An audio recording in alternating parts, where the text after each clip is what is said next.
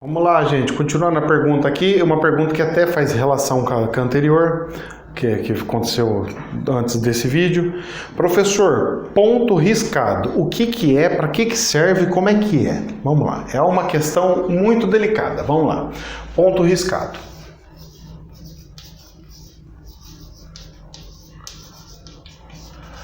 Para quem não é de centro, de umbanda ou candomblé, alguma coisa que use isso daí, às vezes pode não entender. Mas eu vou explicar o que é um ponto de riscado de fato, para que as pessoas possam entender melhor. Por quê?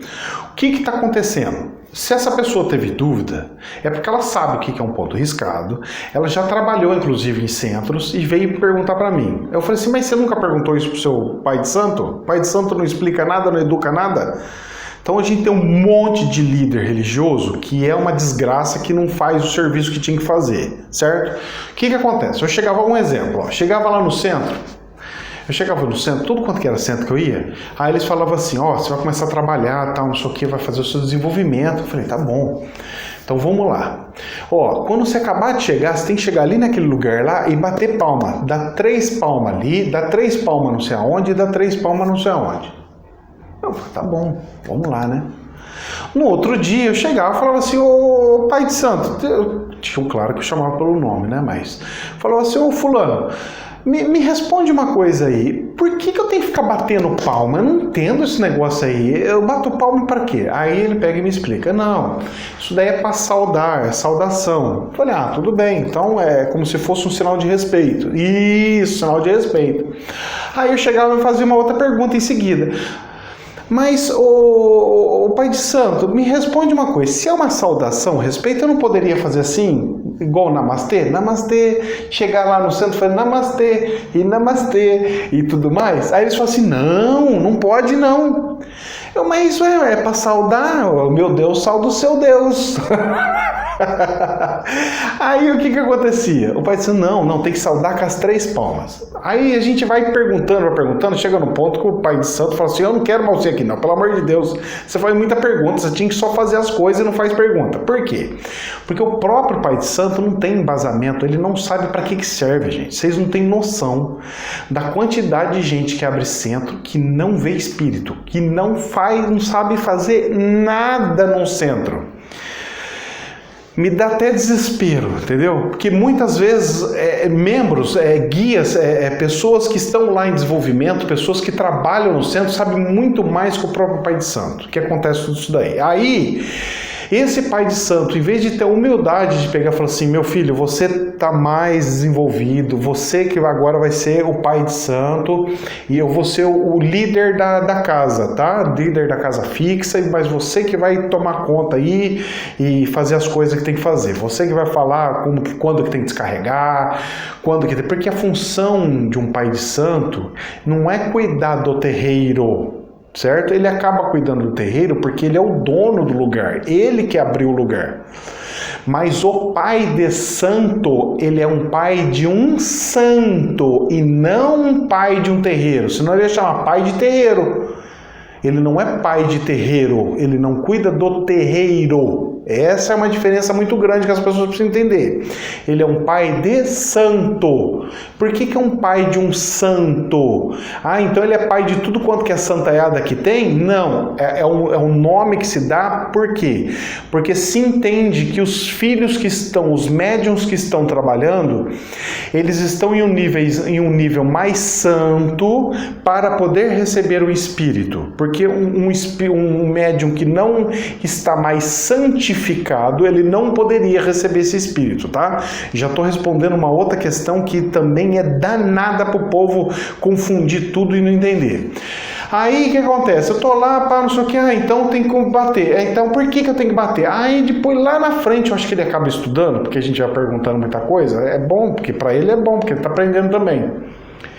E depois, lá na frente, confere com que os próprios espíritos vêm e me perguntam. Porque, gente, vocês não têm noção de como que eu fui chato com o espírito. Se o espírito encarnava, eu ficava só perguntando coisas para ele. Eu parecia o Kardec entrevistando os espíritos. Nossa, era uma pergunta cabeluda atrás da outra. Porque eu vi e eu quero ter sentido, tem que ter lógica, senão não dá. Então, o que acontece? Sempre que você vê Exus, guardiões, guarda, sempre com palma. É uma comunicação que eles têm cultural, certo? Então fica de costume. Tem países que não beijam o rosto para cumprimentar homem com homem. Aqui no Brasil se dá a mão. Ô, tudo bem? Como é que você tá? Certo? Então é uma questão de costume espiritual. Tanto é que o cumprimento de um preto velho é diferente de um Exu, que é diferente de um caboclo, que é diferente de um baiano, que é diferente de um marinheiro e tudo mais. Não é isso? Certo? O Exu cumprimenta assim, o preto velho cumprimenta abaixando, o baiano cumprimenta dando coisa. Então cada um tem uma característica, certo? Cada um tem uma característica. Esses são características de cumprimento, ok? Beleza. Vamos voltar aqui para o ponto riscado, porque é o negócio do ponto riscado, e vamos voltar para ele aqui. O ponto riscado são aqueles desenhos que eles fazem quando você vai lá no centro. Então tá lá, tem um desenho lá, ele tem a vela, tem a água, tem algumas coisas, uma pedra, sei lá o que. Então eles fazem um monte de desenho. Então eles pegam e fazem alguns desenhos. Vou fazer uns desenhos aqui, mas não é o desenho de verdade, porque eu não quero abrir nenhum portal aqui, ok? Então eu tenho um desenho aqui. Aí ele pega e bota todas as coisas e faz a gira dele. Isso daqui é como se fosse uma assinatura. Então vamos lá. Quando eu benzo uma pessoa, ou atingo alguma coisa, faço alguma coisa, imagine assim, eu sou um funcionário e eu tenho um número, eu tenho uma assinatura. Então eu venho aqui com o meu código de barra, pipi, opa, você assinou, tem uma assinatura errada. Eu tenho certeza que quem está desenvolvendo sabe o que eu estou falando. Tem pai de santo que tem bem aflorado essa questão de coisa. Quando ele está incorporado mesmo, ele chega e fala assim, esse ponto está errado, hein? Tem coisa errada nesse ponto, pode corrigir esse ponto aí que tem coisa errada. Certo? Porque ele vê que estava mentindo na assinatura, que não estava fazendo uma assinatura de acordo. Ou seja, a assinatura é como se eu fosse pegar o CPF da pessoa. Ô meu filho, seu CPF não é esse não. Que é isso aqui? Você está se passando pelo outro, mas você não é. É aqui, pode fazer seu CPF correto. Certo? Então a assinatura, o ponto riscado, ele entra como uma assinatura espiritual. Quando se faz uma magia e você usa alguns riscos, alguns símbolos, você também está fazendo uma assinatura dentro de uma magia. Toda magia tem uma assinatura? Tem. Professor, as magias quânticas que o senhor dá, tem assinatura? Tem, mas sem riscar. Eu não risco nada. A sua assinatura sai do seu sentimento. Cada ser humano tem uma assinatura. Não é à toa que nós temos, cada um, mesmo sendo gêmeo, tem um sinal de polegar. Cada ser humano tem a sua assinatura. Tudo que você pede em oração, seja numa igreja evangélica, numa católica, ou qualquer lugar, vai com uma assinatura, certo? Eu estou, de certa forma, fazendo um ponto riscado vibracional, certo? Porque cada um tem. Quando esses espíritos fazem isso, por quê? Porque eles estão incorporados e não podem passar a assinatura do médium. Ele tem que passar a assinatura do espírito. Como eu não posso emitir aquela coisa via espiritual, o que esse médium faz? O que esse espírito faz? Ele transforma a assinatura dele energética em uma assinatura física, como é um polegar, ok? Então estou explicando aqui por que eles fazem isso daí, certo? Professor, mas tem médium, tem espírito que não faz nada, ele não rabisca nada, tem algum problema? Nenhum. Por quê? Porque a casa, às vezes, fez uma assinatura para casa. Então ela deixa na tronqueira uma assinatura, ela deixa em algum outro ponto a assinatura, e ele pega e fala assim, eu sou um auxiliar dessa assinatura. É mais ou menos assim, eu sou um auxiliar contábil. Quem que assina a contabilidade? Sou o contador. Mas quem que fez todo o processo? Quem que trabalhou? Quem que fez o lançamento contábil? Quem que pôs o sistema? O assistente. O analista, ele vai assinar o documento? Não. Quem que assinou? Foi lá, foi a empresa, foi o diretor da empresa, foi a empresa. É mais ou menos isso que acontece também, tá? Então não quer dizer que se ele não riscar, ele não está fazendo certo. Não, ele só está passando para o crivo do chefão lá na frente. Então é muito importante a gente pegar e saber como é que funciona cada coisa e separar cada coisa e como é que é.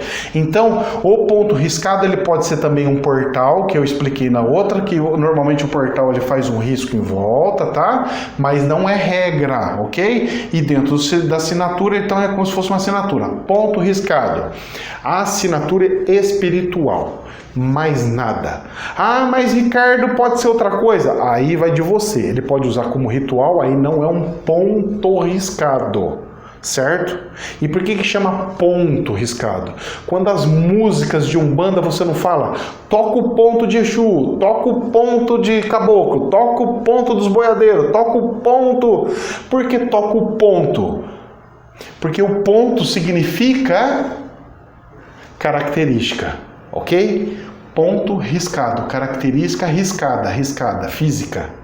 Ok? Então fica aí, que Deus os abençoe, espero ter explicado um pouquinho mais para vocês. Eu sei que muitos pais de santo têm dificuldade, espero que também eles possam ver esses vídeos para poder passar para os filhos de santo, né, os membros que estão fazendo desenvolvimento, porque, ó, gente, eu vou falar para você, hein? Eu ia em centro para chuchu, não achava as respostas, é difícil achar a resposta e é importante a gente saber dessas coisas, sabe por quê? Porque facilita o trabalho do espírito, na hora que ele vem incorporar para fazer os trabalhos que eles têm que fazer. Deus os abençoe, que os anjos do Eterno digam amém, namastê.